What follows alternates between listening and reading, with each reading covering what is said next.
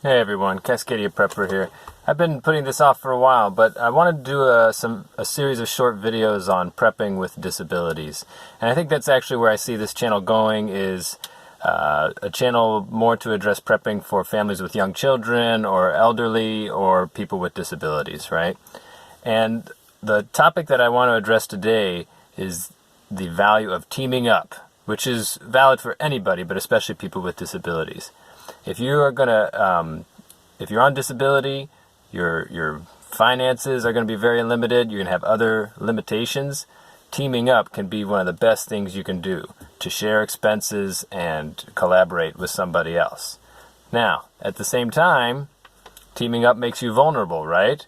It can go really badly. You could have a roommate that trashes your place and never pays the rent, and it just puts you in a worse situation than before. So, does that mean you shouldn't do it? Or does that mean you need to put some work into it? Like anything that's valuable, it's going to take time and effort. It's not just going to happen. If you just go on the internet and say, I need a roommate, guess what? You're going to get whatever the lowest fruit is that's hanging out there. Instead, think about it. If you have to choose a good spouse or a good business partner, right? That's a pretty serious process. Even a good employee, right? It's hard to find good people.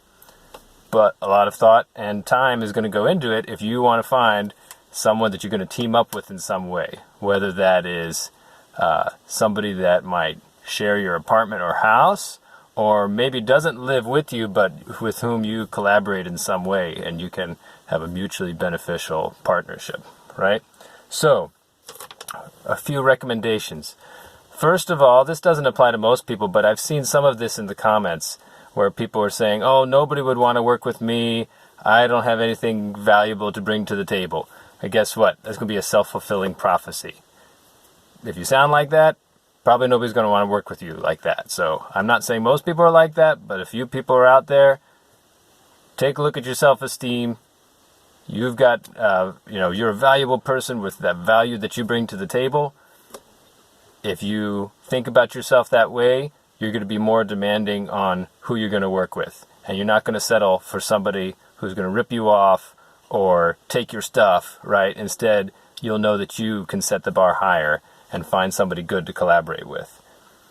Secondly, think about what kind of person you're looking for, right? What qualities are you looking for?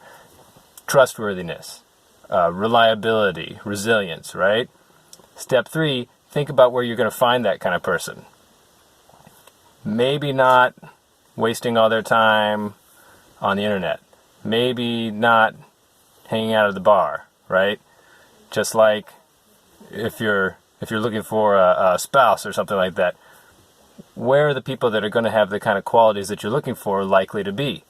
Maybe they're going to be volunteering at a food bank, or, working at a certain place, or associated with some sort of religious group, right?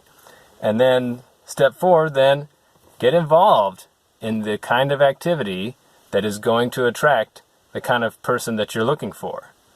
And you want to get involved with the idea of just meeting people first, rather than, I'm going to go there and on day 1 say, would you be somebody good to be my housemate, right?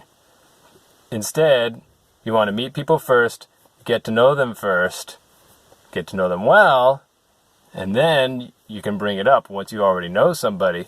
Hey, you know what? Maybe this would work well for the two of us to cooperate. Save us a lot of money. We can watch each other's back, take care of each other if we get sick.